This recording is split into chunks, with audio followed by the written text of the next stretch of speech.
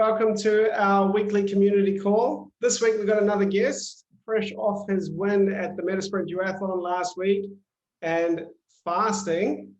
We have Arif joining us. So Arif, thanks for coming along, man. Oh, welcome. Thanks to be on board, caught on board. We have a lot of Muslim athletes on the team who are also going through Ramadan. And I thought now is a great opportunity to get you on the call and have a chat with you because not only are you fasting, you've also had some pretty big racing that you had to do this month. And I think it's quite useful to share how you're approaching things, and hopefully some of the other athletes on our team, whether they're fasting or not, can learn some of your strategies that you apply to try and race at a relatively high level. So to start, man, can you tell us a little bit about yourself? What do you do for a job? How long have you been training? How long have you been coached? All that kind of stuff.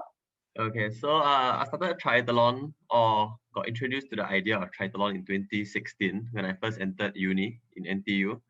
Then performance was quite decent as well, but I wanted to do better when I went to observe the 2017 SEA Games selection. So I had a few friends who were racing there. I was like, I think I could probably qualify for a SEA Games team if I put my effort and time into it. But the only problem was we didn't have a coach.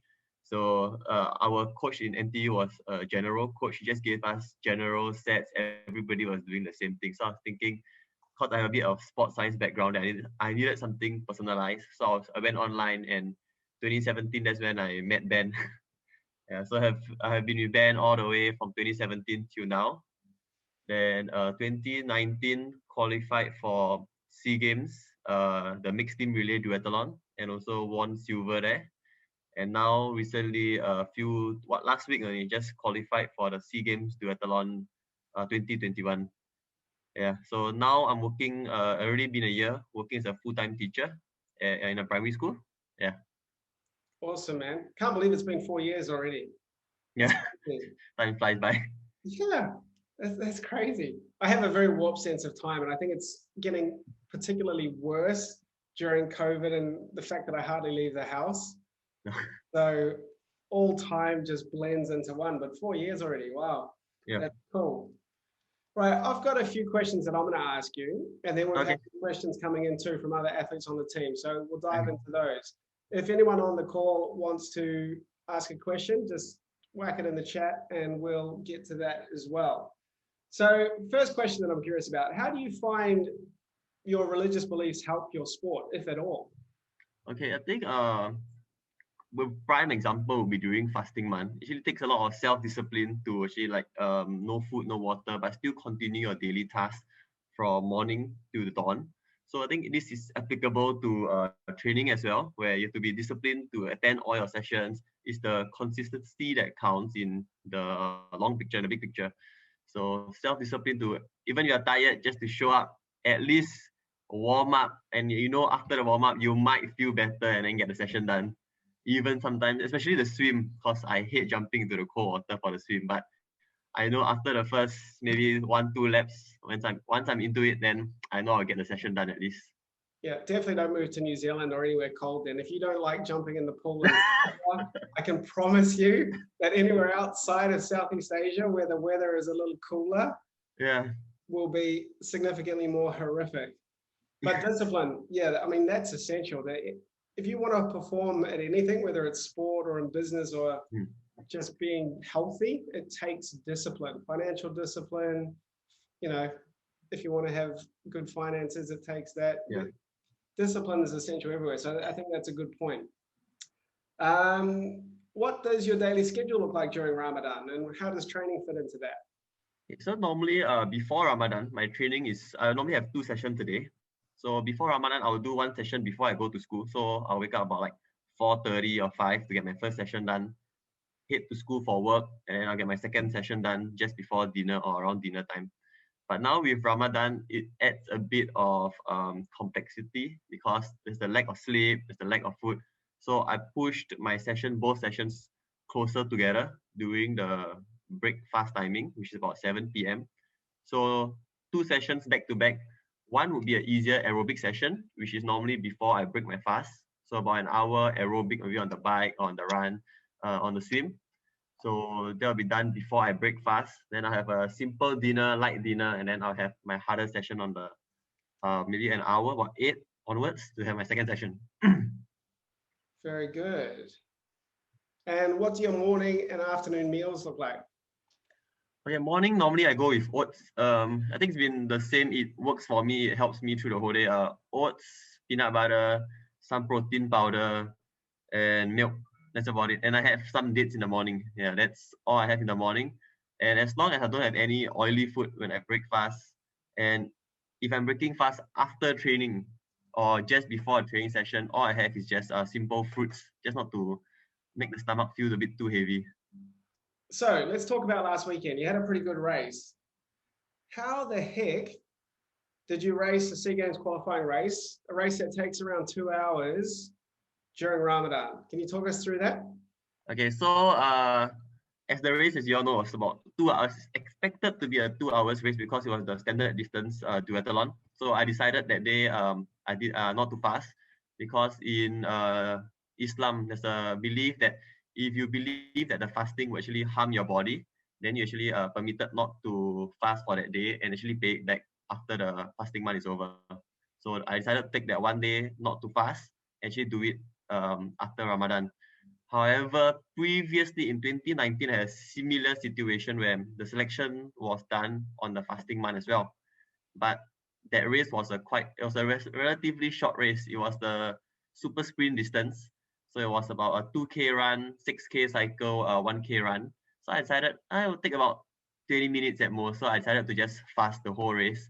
And I still came in second and qualified. So I think fasting, I think you're going to see and plan out the distance, the time that's going to happen, your race, and then decide whether you're going to go to fast or not to fast. So the race was too long. I decided I needed my hydration for the whole race. So I decided to break my fast for the day and just pay it back after Ramadan is over. So you fasted the day before the race? Yes, I fasted the day before the race too. And you broke fast just for the day where you were competing? Yes. So correct. You had your pre-race breakfast, yeah, your everything the same. took your gels and stuff throughout the race. Yep. Then afterwards, did you eat as well? Yeah, so after the race, I went to eat as well because I was done hungry. Yeah, I can imagine. Cool. And then the following day, back to fasting. Yeah, following day back to fasting, no change. Okay, that's cool. Well, it's nice to know that there's rules built in that safeguard people against hurting themselves.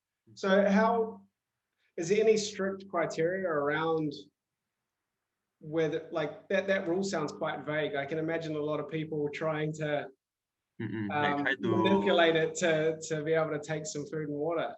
Yeah, so like you gotta see like the circumstances. So like if it's really going to affect your health, so like racing at a high level where dehydration will impact your performance and towards the end, then I think you must know it with like a true intent and belief.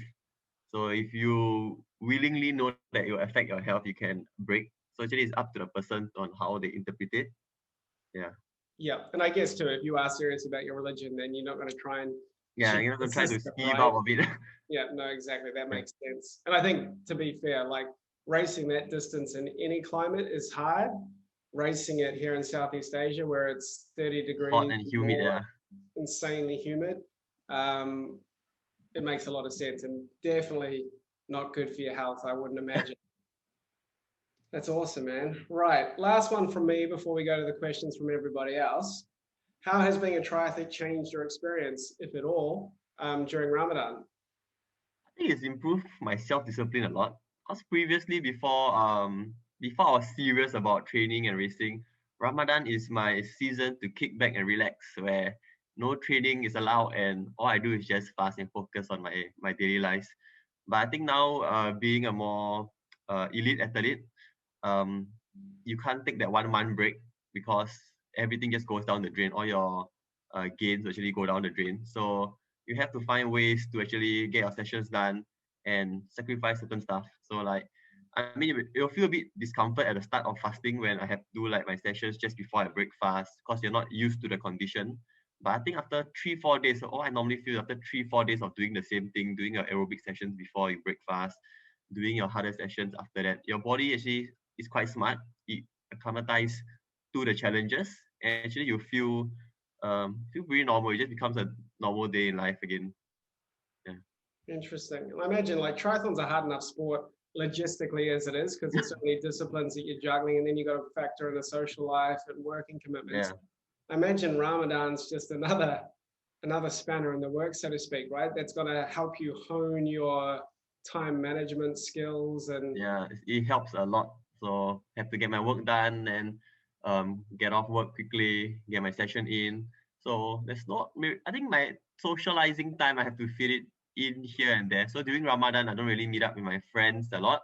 But I know like maybe once in a while, maybe like every other week, I'll still meet my friends for supper, even though I need to sleep. But it's still okay to actually meet them once in a while.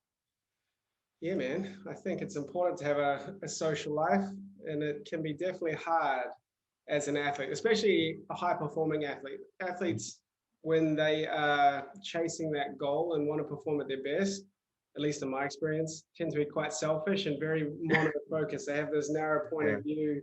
It's all about them. It's all about what they're trying to achieve. And that can be great in the sense that it'll help you achieve your best performance, but maybe in the bigger scheme of things, a little bit more balance where you do manage to fit in friends and family and things like that, Yeah. can go a long way. But I think too, like, things happen in cycles, right? Right now, Yeah. you're still super young. So you can put your time and focus into this one thing, and hopefully you're going to go as far as you can, right?